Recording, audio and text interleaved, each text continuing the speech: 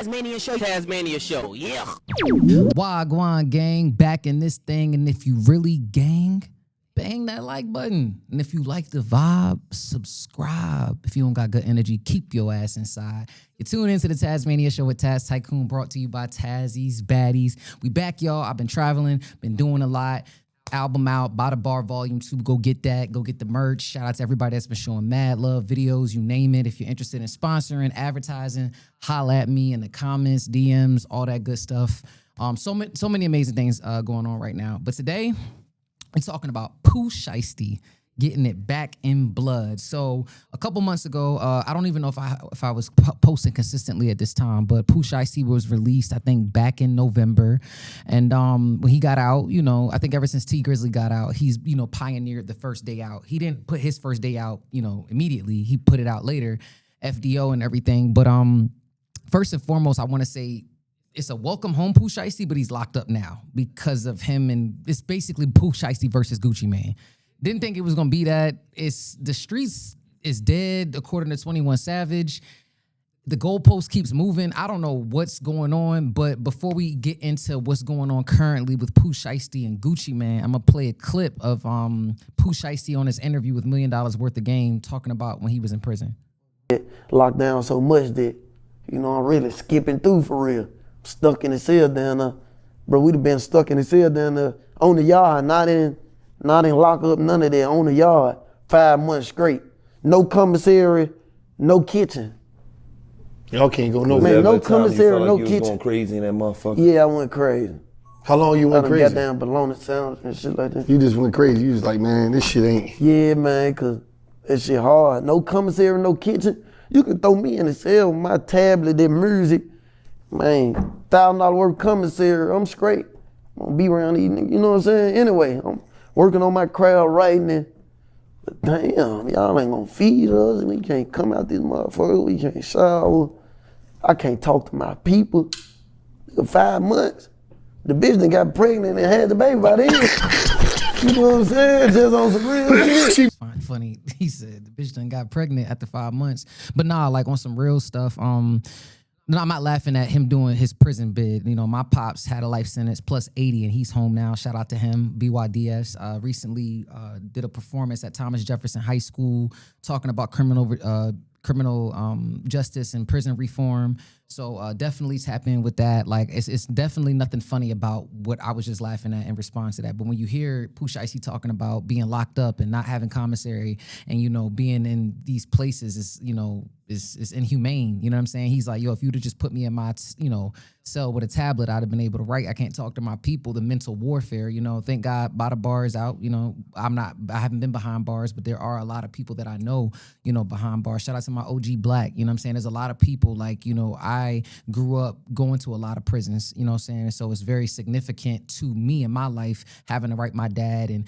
I can't imagine what it would be like to not have access, whether you on JPay. And shout out to everybody that's locked up, you know, for whatever it is that you're locked up for. I pray that mentally that all the people that are locked up, you know, at the end of the day, whether you want justice to be served, you know, God has the final say in everything. So I just want to say, first and foremost, I don't wish that on anybody.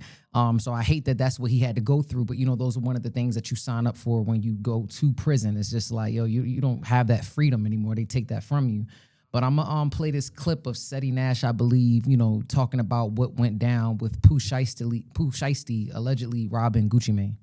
Gucci goes in the studio. This is all on camera. I thought I got rid of this shit. I apparently didn't. So there's that. I tried. I fucking tried, bro. I tried.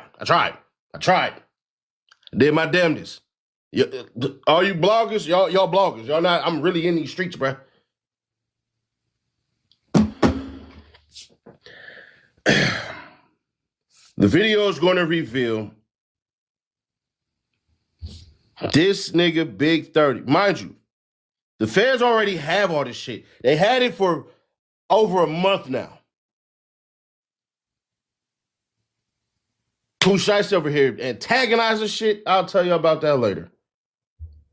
So, Gucci walk in the damn studio, bro, with his people, to Draco's. footage is going to show Pooh Shiesty had one on him.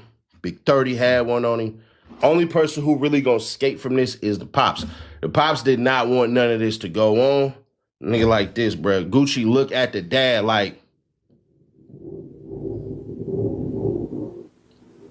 the Pops just head down. That's Seti Nash, talking about what's transpiring with the footage with Big 30 and Pooh Shiesty and his dad. Everything is on camera.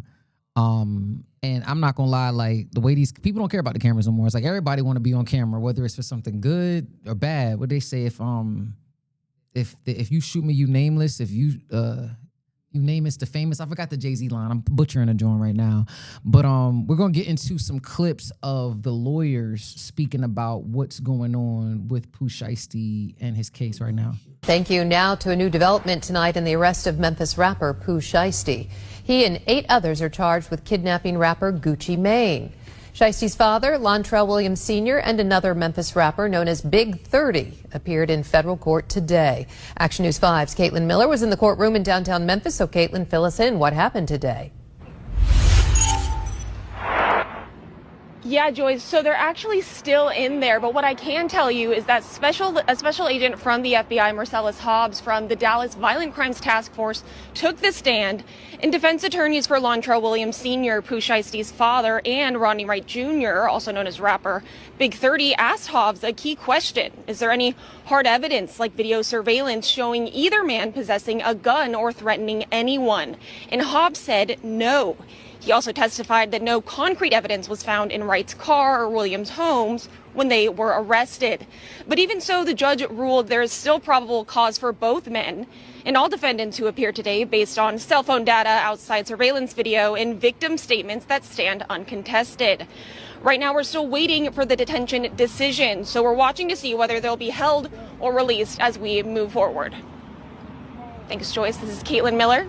Action News 5. That was the news report of them not breaking in, the search, an arrest warrant that they sent out for Pooh Shiesty and his father. It's unfortunate because, at the end of the day, it's public knowledge where your house is. I'm pretty sure, they're locked up right now, but having your address and everything exposed like that, search warrant or not, I know that that's a lie. It doesn't feel, safe. But at the same time, they're saying that Pooh Shiesty and his dad and Big 30, allegedly robbed Gucci Mane. And according to Seti Nash, they got footage of that. So right now we're going to get into the clip of the attorneys talking about what's going on with the case. Bond hearing today and a PC hearing today. I think that the relevant things that were said today that I thought were fascinating were that it took 3 months to build a case. And I think the reason for that was because the statements that were given on the evening that this occurred were very questionable. I think the way that the statements were made, what was made, what allegedly was witnessed and what wasn't witnessed, I think gave great pause to the FBI. The FBI doesn't take 3 months to arrest someone if they believe everything that was said on the night that it occurred. They were involved the first night, and then nothing happened for 3 months. In addition to that I thought was quite embarrassing was that an FBI agent says they don't have the resources to keep their eye on an individual. This is allegedly an individual that committed a crime that they then didn't watch to see if the guns were present, if the jewelry was present. And what didn't we hear today? What we didn't hear today is there is no contract, this mystery contract. They have no contract. They have no video of this alleged signing of a contract. They have no guns. They have no jewelry. They have none of that physical evidence. What they have is they have allegedly 5 individuals, one of them being a very well-known individual that is allegedly cooperating with the government and making these allegations against my client and many more. I'm going to take like 1 or 2 questions and then we're going to scoop. You're essentially arguing they've got on the he said kind of case. No evidence. Correct. Yeah, it's very fair. I think that this is it's a he said type of a case. Obviously, there's 5 individuals on one side.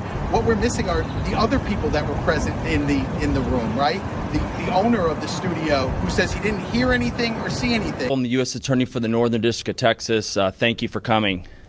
This week, 9 individuals, including well-known musical artists, kidnapped and robbed at gunpoint numerous victims at a music studio in Dallas, Texas.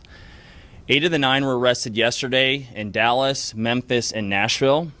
These individuals who are charged and arrested include Lontrell Williams Jr., also known as Pooh Shiesty, Lontrell Williams Sr., Rodney Wright Jr., also known as Big30, Kadarius Waters, Demarion Gibson, DeMarcus Glover, Corday Johnson, Darian McDaniel, and Terrence Rogers has not been arrested yet, but will be soon.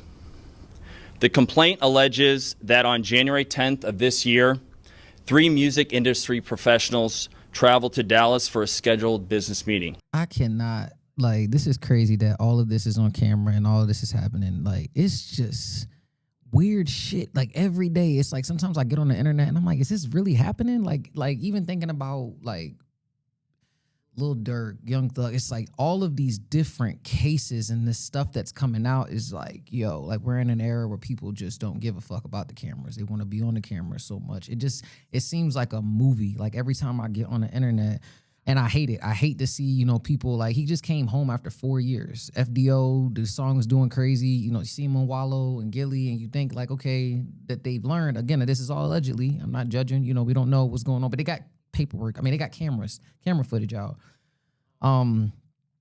Yeah, I'm gonna get into this other clip right now. Yeah, we're gonna run some more clips.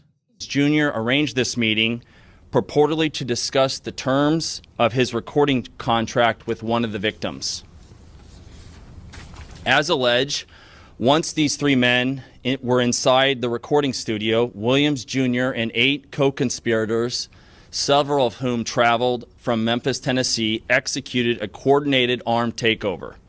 As alleged, Williams Jr. produced an AK-style pistol and forced one of the victims to sign a release from the recording contract at gunpoint. The remaining conspirators displayed firearms and robbed the other victims of Rolex watches, jewelry, cash, and other high-value items. One of the victims was actually choked by one of the defendants to the point of near unconsciousness. Defendant Wright barricaded the studio door with his body to prevent the victims from escaping.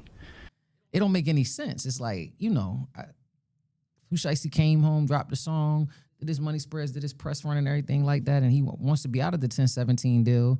You know, I've heard that with a lot of different people, that it's the 1017 curse. It could be the Waka Flocka situation. And I'm going to do a separate, you know, episode to talk more about, because Gucci Mane dropped a response already. So that's what's crazy about it. It just doesn't, it doesn't stop. But yeah, we're going to get into another clip before we get about here. Placing Williams Jr. at the offense location, which would put him in violation of his home detention conditions. Cell phone records and license plate reader data corroborating the coordinated travel of multiple defendants from Memphis, Tennessee to Dallas. Rental car records confirming Williams Sr. rented a vehicle that was used by the group. Surveillance footage from the offense location, a nearby office supply store, and a hotel where several of the defendants stayed following the offense. Fingerprint evidence as well that was recovered from the crime scene, matching at least 2 of the defendants. Social media posts by defendants displaying what appears to be stolen property just in the days following the offense. Greyhound bus records confirming the travel of multiple defendants from Dallas to Memphis the day after the offense. I'm not gonna hold y'all. That's a lot of information. Like, it, you know, typically when it's time for trial, they're trying to aggregate all the evidence that they want before they go. They could take this to trial right now. Like, from the hotel receipts to the car rentals, like, that don't sound like no mob boss stuff. Like, usually, and I'm not familiar with the mob or anything like that, but mob bosses ain't supposed to be putting their names, and you're supposed to be sending your workers out, and I'm not advocating for any of this, but this don't make any sense. This shit just sound dumb as hell. But y'all got to let me know what y'all think in the comments. I don't even know what to ask y'all, because it's, for one, how does this shit sound to y'all? Does it sound crazy to y'all? Do y'all think that I've heard that Pooh Shiesty wanted out of his deal with Gucci Mane? I don't know how you separate the streets versus the music business, but do you feel like street dudes can pull? If you're in the music business and you're a former street dude, do you pull a street move if y'all both in the music business? Y'all think Pooh Shiesty was right for pulling up and trying to do y'all think it's true? Like I said, there's footage, right, of all this stuff. Do you think Like, I just want to know what y'all think in the comments. I don't even know, but I got another video coming soon talking about Gucci Mane's response, so make sure y'all stay tuned to that. If you like the vibe, subscribe, and if you really gang, bang that like button. You know what I'm saying? Shout out Tazzy's Baddies, all flavors. You already know you're tuned into the Tasmania Show with Taz Tycoon. Let's go. Tycoon running up the score, Tazzy's Baddies on the floor. And that ass is super fatty, call me Zaddy, throw some more. Super nasty, she a savage, slaughter fucker like a whore. Popping bottles, foreign models, Tycoon on the world tour. Shorty, what you bad for? Turn this to a hit-a-thon. Damn, all your bitches bad, tell them they can come along.